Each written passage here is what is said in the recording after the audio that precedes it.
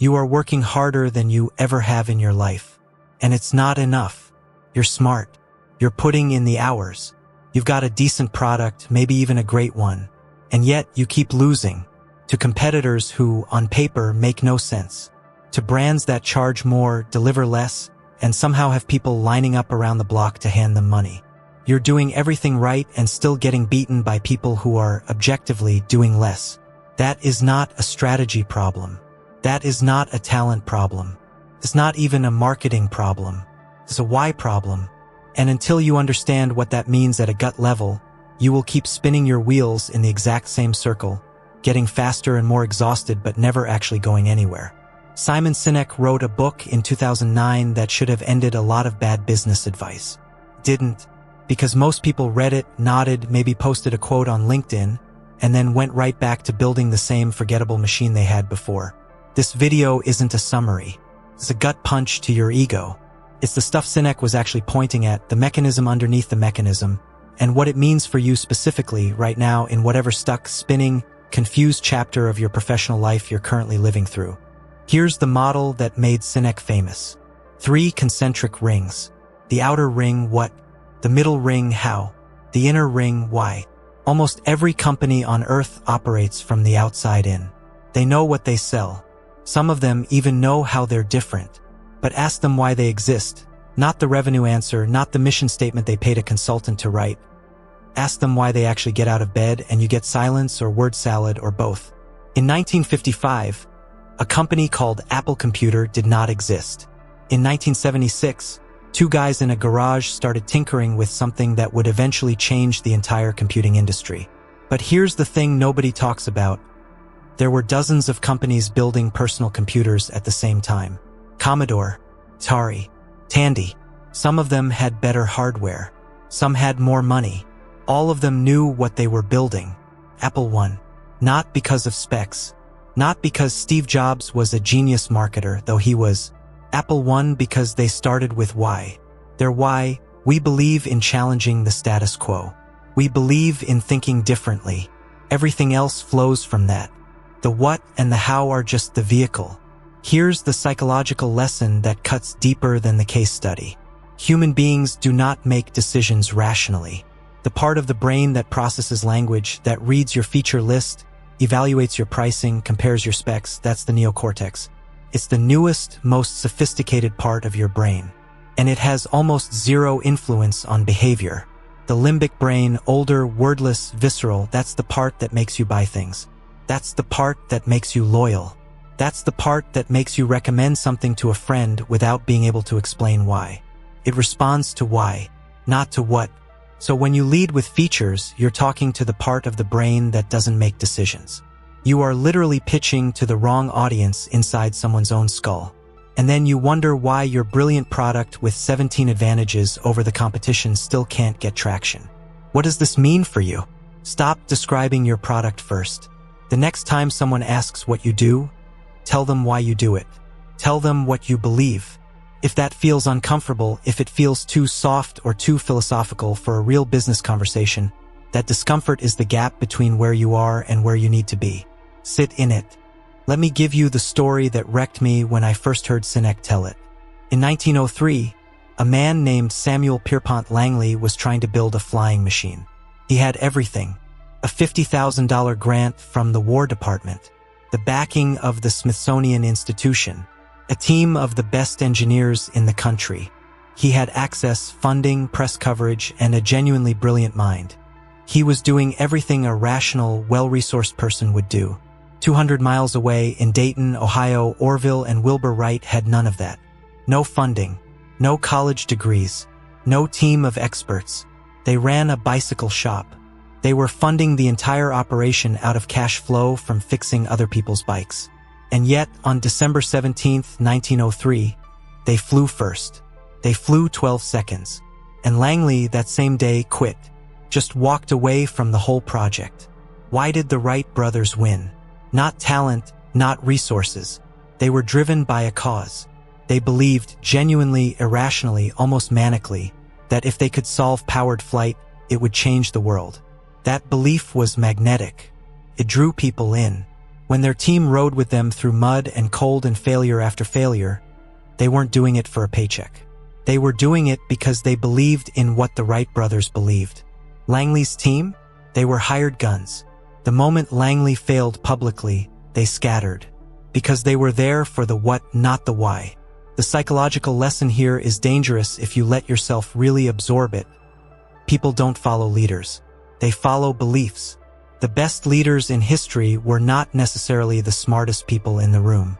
They were the people who could articulate a belief so clearly, so viscerally, that other people could see themselves inside it. Why are you still pretending that your org chart and your performance reviews are building that kind of gravity? You can't manage people into belief.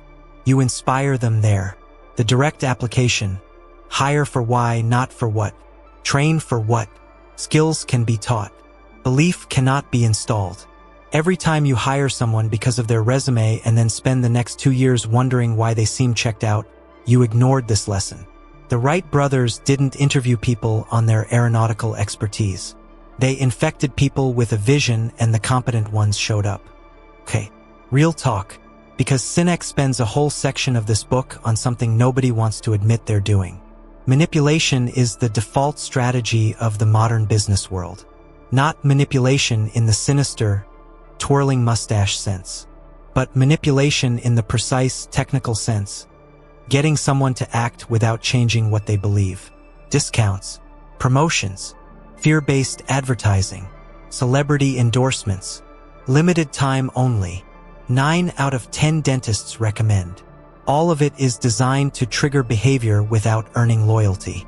And here's the thing, it works. In the short term, you run a sale, you get a spike. You run a fear ad, you get conversions. You pile on features, you close a deal.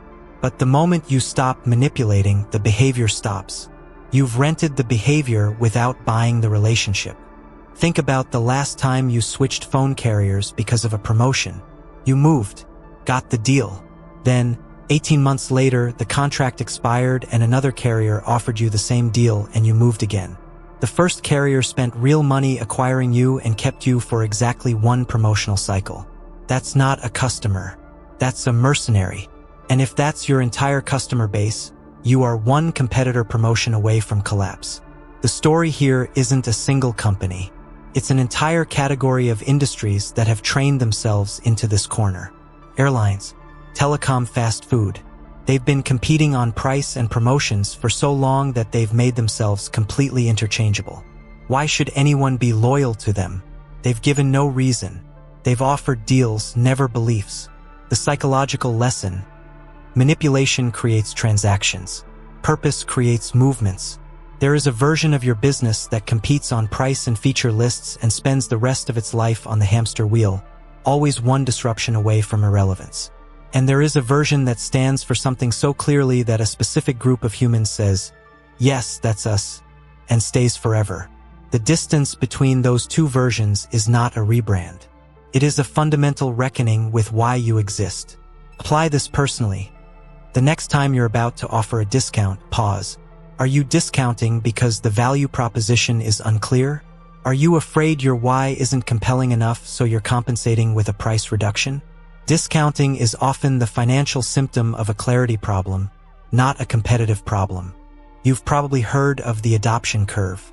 Early adopters, early majority, late majority, laggards. Standard marketing textbook stuff. But Sinek takes this curve and does something far more interesting than most marketing professors ever do. He points at the gap between the early adopters and the early majority, a gap called the chasm, and he says, this is where businesses go to die. And the reason they fall into it is that they try to cross it with the wrong message. Early adopters don't buy because of your product. They buy because of what they believe, and your product gives them a way to express that belief. The original iPhone buyers didn't buy a phone. They bought the statement that they were the kind of person who thinks differently. They bought the identity. The product was the vehicle. But the early majority, the big mass in the middle of the curve, the people you need to scale, they don't want to be first. They don't buy on belief alone. They need proof. They need to see other people doing it first. And here's the trap. If you try to sell the early majority the same way you sold the early adopters, you'll fail. You need the early adopters to do the selling for you. And they'll only do that if your why is clear enough that they feel ownership over it. The lesson is this: the early adopters aren't just early customers. They're your missionaries. They're the people who will stand in line for your product and then tell 6 people why. But they'll only do that if they believe what you believe, not if you gave them a good deal. Belief is not transferable through a discount. Your direct application is this: who are your early adopters right now? Not your biggest accounts necessarily. The people who are evangelical about you, who refer you without being asked, who defend you in rooms you're not in. Do you know why they feel that way? Have you asked them? Because their answer is almost certainly your why, already articulated, ready to be amplified. This one sounds ridiculous. Bear with it. Imagine you go to a party. You tell everyone there that you're trying to improve your business, and you get advice from everyone in the room. One person says, go gluten-free. Another says, try M&Ms, people love M&Ms. Another says, celery is huge right now. Another says, Oreos, everyone likes Oreos. So you take all this advice. You go to the grocery store and you buy gluten-free bread and M&Ms and celery and Oreos, because all of it was good advice from people who know things. But now your shopping cart is a disaster. Communicates nothing. Costs you money. And when someone looks in your cart, they have no idea who you are or what you stand for. Now imagine you have a clear why. Your why is health. Clean fuel. Everything in your body matters. With that filter, you go to the same party, get the same advice, and now you know instantly. Celery, yes. M&Ms, no. Oreos, no. The decision is automatic. Not because you're inflexible, because you have a compass. That is what a why does for your organization. It is not a tagline. It is a decision-making filter that works at every level of the business. It tells you which partnerships to take and which to decline, which product features to build and which to kill, which customers to pursue and which to politely turn away. Without it, you're shopping with everyone else's grocery list and ending up with a cart full of incoherence. Here is the thing that will sit with you after this video ends, if you let it. The people who are crushing it, the movements that feel unstoppable, the leaders who inspire actual devotion, the companies that make you irrationally loyal, they're not smarter than you. They don't have access to some strategy you haven't heard of. They just started with why. They knew what they believed before they knew what to sell. You already know what you're building. You probably know how you're building it differently. But if someone asked you at midnight with no script and no PR filter, why are you doing this, what would you say? Not what you're supposed to say, what you actually believe. What gets you out of bed, not because you have to, but because you cannot imagine doing anything else. That answer is your compass. Everything else, the product, the pitch, the team, the strategy, is downstream from that. And if you don't know it yet, stop building for a minute and go find it. Because all the hustle in the world, all the tactics and growth hacks and funnel optimizations, they're just speed without direction. And speed without direction is how you end up working harder than ever and still losing to people who started with why.